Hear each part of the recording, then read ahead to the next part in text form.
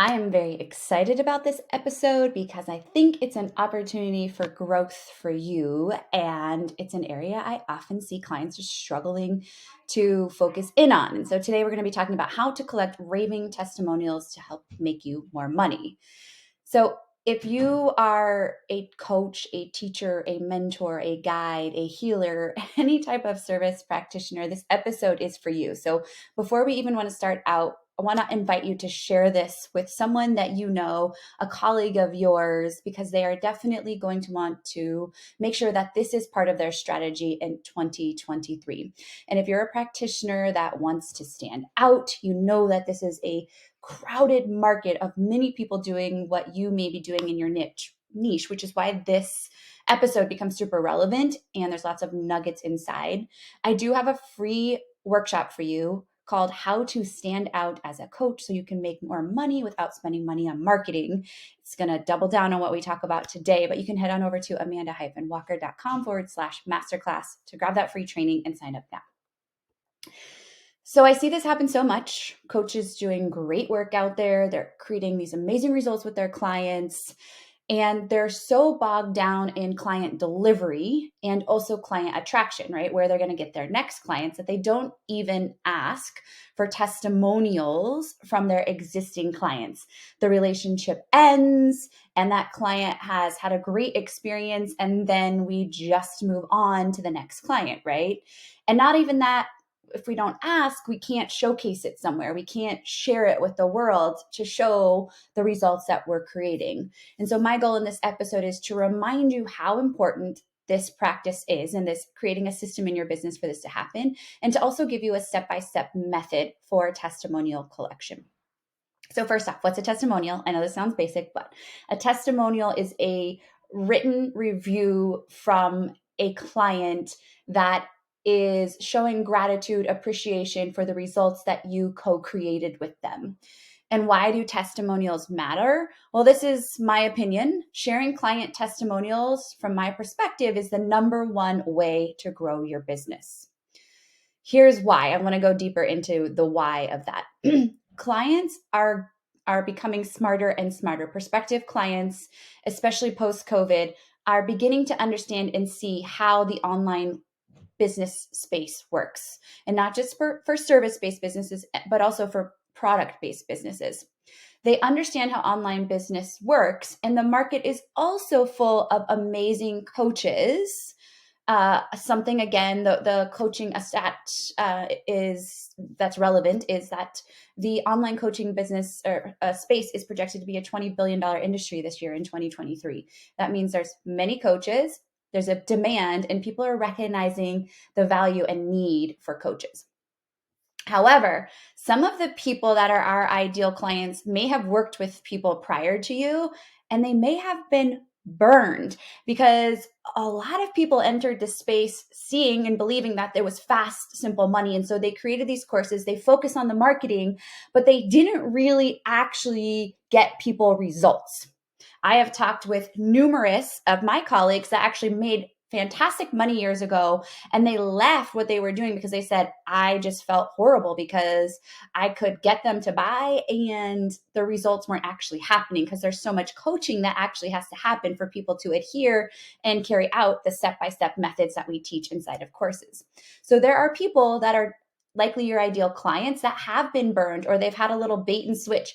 I've experienced that in investments, high dollar investments that I've made in my own business. So I know what that's like, and I definitely would not want a client of mine to ever experience that. So that means that testimonials become even more important because they build credibility for your work. They show you that you are who you say you are and you do what you say you do. And that allows trust to be deepened between you and your prospective clients. This is also a reason I put podcast is you get to hear Amanda, what she stands for, if you like her voice, if you don't, et cetera, and it deepens the trust. We feel like we kind of know each other, even though we've never actually had a real conversation. You get into the lives of those people.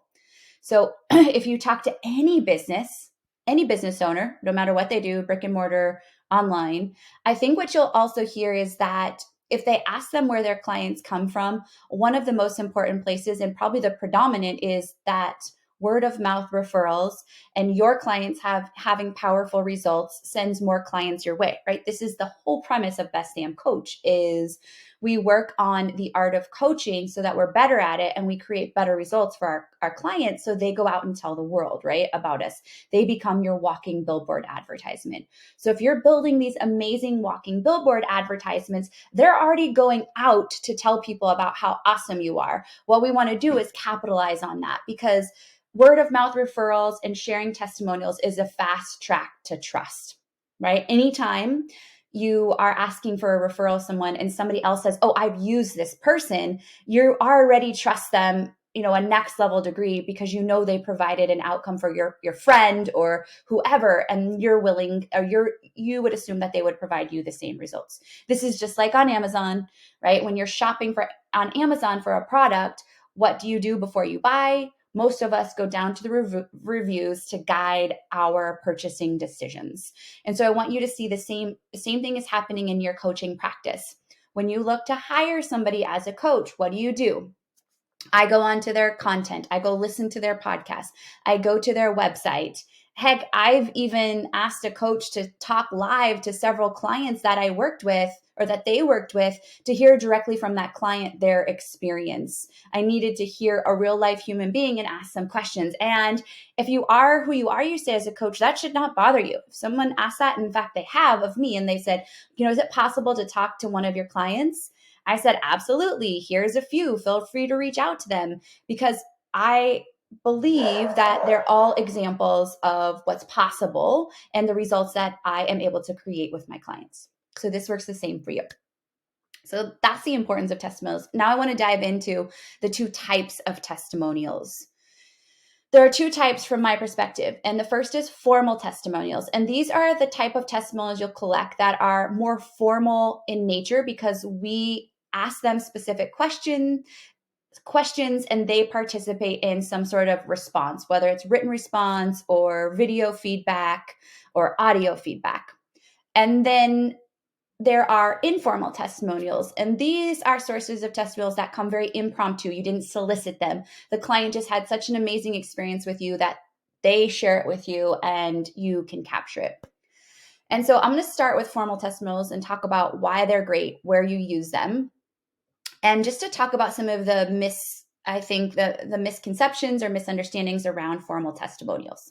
So first off, it's okay to ask your clients for formal testimonials, and it does not have to be at the end of the service. So if you struggle to even ask, I would really, coach yourself and ask yourself, why am I afraid to ask for a review?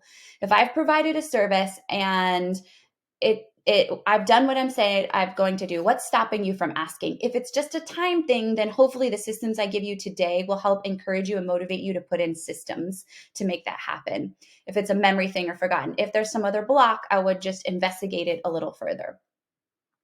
But I also want to reiterate, this does not have to be at the end of the service. If you are 3 months into your coaching relationship, that's a great time when the client is deep into momentum and experiencing results. It's okay to ask, can you share what your wins are right now? Or often I'll say, you're halfway through coaching. What are you really celebrating? What have you done? What have you created? Even if you have coached someone for free so far, and that's been the only clients, in the beginning, this is where we all start. Hello, we all start from zero. And that means that at some point, we serve someone because we wanted to gain experience, confidence, and competence. And so to go to that person and say, hey, I coached you for free. What I really love in exchange for this coaching is a raving testimonial as evidence of what I've done with you and for you. And I even encourage my clients, I am a 1 beta client coach, which means I really encourage my people just to coach one client for free, get it out of their system, iron out the kinks, use that as kind of your model and not to go beyond that. And here's why. When you coach someone for free, they don't show up the same way as if there's paid energy into the mix. That's a whole nother discussion. But if you're going to go into a free coaching relationship, I would just offer that as an exchange in front. Hey, I would love to, you to become a client I coach for free. And in exchange for that, would you share a testimonial when we get to the end? So these Formal testimonials, how do we even request them? Well, there's a few ways. Via email, and inside Best Damn Coach, we actually provide you all the scripts to do this. We give you the exact email to send to them, how to do it, if you wanted to. Another way is you could lead them to a form that they fill out, like a free form, like Google Forms. We give you the questions you can even ask and the pool of questions to choose from. So that is a part of BDC that I really love and appreciate. Is the goal for us is to give you all these things that are totally done for you so you can just plug and play them in your business.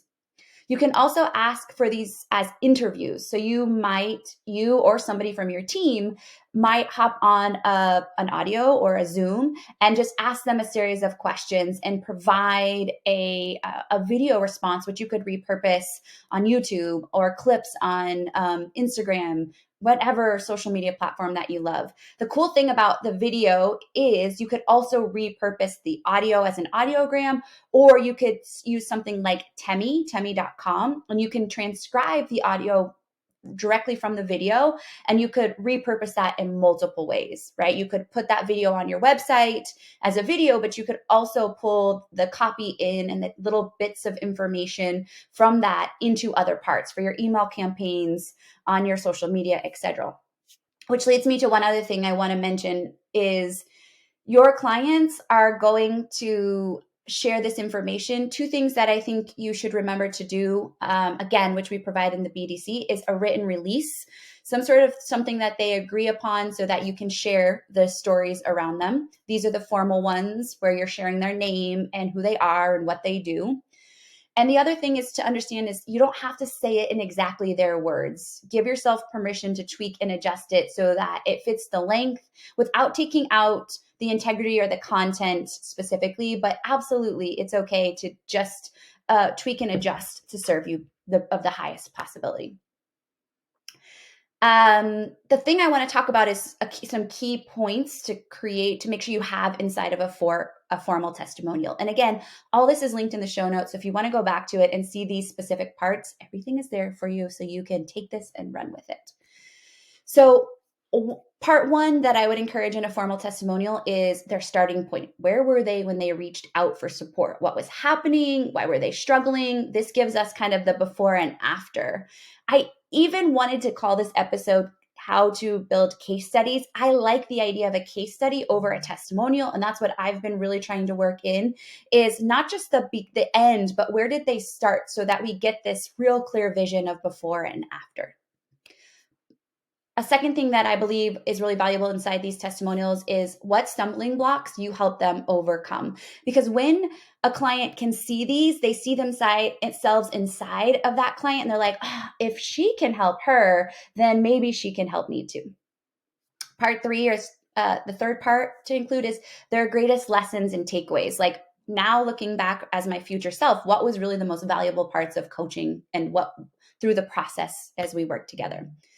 And lastly, this one's a juicy nugget, is the objections they overcame in order to say yes to your coaching. And here's why this is important, is that objections are a natural part of the sales process. And almost all of your clients likely are going to have some type of objection at some point. And if I hear from a prospective client, like, oh, I was afraid to invest this money in myself, but here's why I did it anyway, then that reduces the barrier of entry for that client, and you're already helping them say yes to your product or service. So I think this is like a really important part to include in formal testimonials. Okay, so I hope you are taking all of these nuggets. And again, feel free to come back and listen to the episode, because I think the system is a key to your success. And I'm going to talk about even how to organize and store these in just a moment. So the next part now I'm going to switch gears into informal testimonials. So remember, these are the testimonials that are just very impromptu and unsolicited. Your client says, wow, Amanda, you're freaking awesome. And these to me are way more meaningful than formal testimonials. When these come up, I am just delighted and ecstatic for my clients, and they're extremely meaningful for me personally. And so where would I find informal testimonials? You should be hunting for testimonials everywhere in an informal way. Here's the places I often find them. Via Voxer, especially in my one-to-one clients, they're sharing nuggets all the time. And the cool thing about Voxer, which I'll get to, is you can capture these in multiple ways. Via text, if you text with your clients, I never give my clients my phone number, so that is not an option, but I know plenty of clients who do. Via email, if they email you an unsolicited piece of feedback. If you provide check-in forms for your clients on a regular basis, in your Facebook communities or wherever else you might house a community, and even in the comments in the DMs on your social media posts. Because remember, testimonials don't just come from existing clients, they may also come from followers of your content who say, Amanda, your podcast episode XYZ really was powerful. Thank you for curating this amazing content. And if you're that and you're listening, I welcome your impromptu comments on all of our social media posts if something really lands on you. But those are extremely meaningful for me. So then how do I collect these informal testimonials? One, take a screenshot. Take a screenshot. And if you're in Voxer, you can screenshot. But the cool thing about Voxer or other audio style apps similar to Voxer is that you can transcribe the audio, and then you could copy and paste that copy somewhere else. A system that we use now is when I get those in Voxer and other places, I automatically forward them to my virtual assistant, and she stores them for us, which I'll get to in just a moment. One simple way, if you're taking all of these screenshots on your phone, that you could create a system for yourself easily and effortlessly right now, like as you're listening to this episode, is go into your phone and just create an album and label it testimonials. Because oftentimes what happens is we see them, but we don't have a system in place. And so the organization kind of sucks and we lose them. They're lost in screenshots. So what I want you to do after this episode is create a system immediately. It's kind of like in your house. Stuff piles up. We just spent so much time kind of organizing our house after the new year. And a lot of it was just stuff that we didn't have a specific place for in our closet. And we're like, oh, we need some systems. And so when you have a place, then you can just store it. And there is a method to the madness.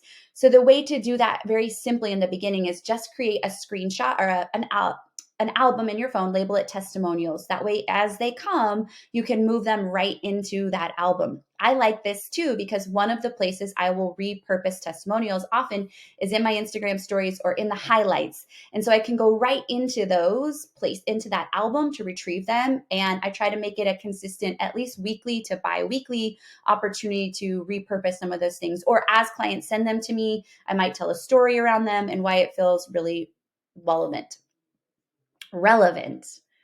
So the organizational piece is important. And so having that little album starts the trajectory of being able to repurpose them. And I'm going to talk in just a moment about repurposing a little bit more deeply.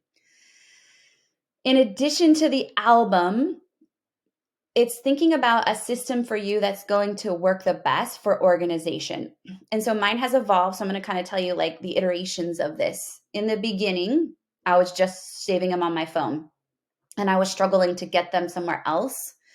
But then my team could never access them, or if I wanted to put them in an email copy, etc. So what we then did was created an Excel spreadsheet, just an Excel, or if you want to do it in Google Sheets, and we labeled it testimonials. And then what we did was labeled different tabs at the bottom for private coaching, one-to-one, maybe group coaching, retreat testimonials, podcast testimonials.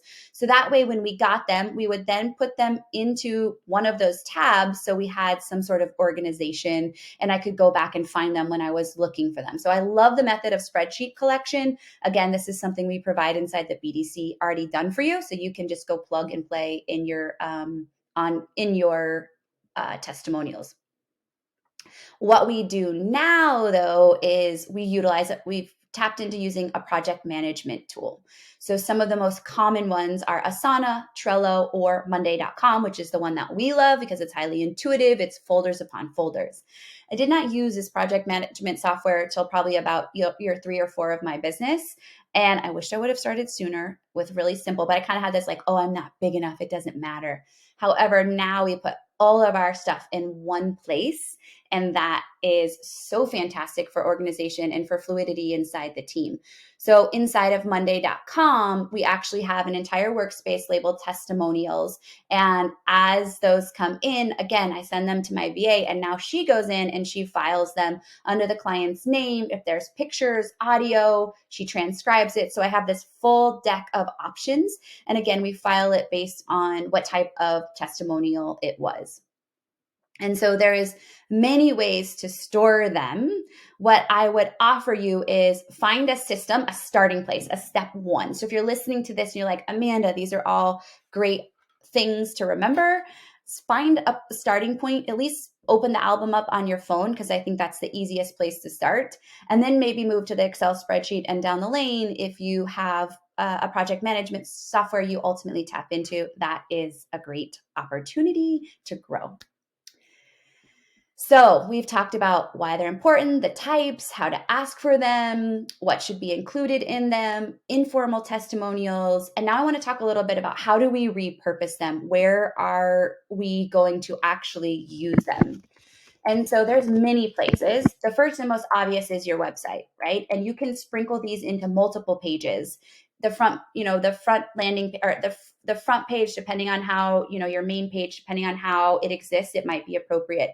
I would really encourage you, anytime you have a sales page or landing page, to incorporate them and sprinkle them in. Even if you have a landing page for maybe a free training or a challenge, when I host challenges, there's inevitably people who leave testimonials throughout the challenge. My team and I go through, we screenshot those, and we hold on to those, and we also repurpose those on landing pages for future challenges as well. Because we often repeat the same content, we want to show evidence that the challenge has been really successful for other people. So on landing pages, on your about pages, and you might even just have a tab that is, raving reviews or client work or client portfolio, and you could include those there. Another place is, of course, the formal testimonials that you can go onto Canva and build out very cool, swanky Canva templates and add in your testimonials. You could do more of a case study style and look before and afters. And you can also really repurpose those informal ones too. For me, when I see informal testimonials on a landing page or in the content on social, for me, that feels very good. I love seeing those because I know, and I've been put in positions to give a more formal testimonial, and it didn't always feel like I was ready or authentic, and they're just not as authentic for me. So seeing a very informal one, I'm like, yes, that looks legit. Like that shows me trust and legitimacy in the work that person is doing. The other place I would encourage you to include them is in the highlights of your Instagram, if you use Instagram, or on other social media platforms. There is something similar in many cases. So when you use your Instagram stories and you're repurposing them, so I should say the other places in your stories, right? Because in stories, we can show a recap of when somebody sends something informally, we can recap and show multiples of those, but you can save those into the highlight section, which is the little circles that are underneath your main profile. And you might label it client work or raving reviews. And anytime you have something like that, or if a client tags you on social and says how amazing you are, you can reshare that in your stories. And then again, save it right into the highlights so that you have that as evidence, because that's actually a really frequented spot on social media. People want to see what's going on there. And I think it's a great place to take advantage of. The most important part of this entire conversation is don't forget to do the thing. Don't forget that you're already doing this great work with your clients, and creating a system so that you are collecting these in some capacity is going to begin to serve you to show legitimacy and deepen the trust that you build with your audience.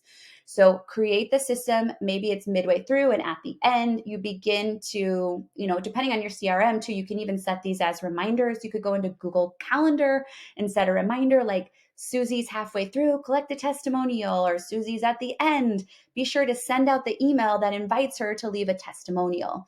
And these are the small systems that have profound impact over time for you to collect all the amazing stuff that people are already thinking and sharing with you, so that you have a home base to build credibility, and ultimately more reviews mean more opportunity to bring on more clients, and more clients equals more profit, and above all, though, more clients equals more impact.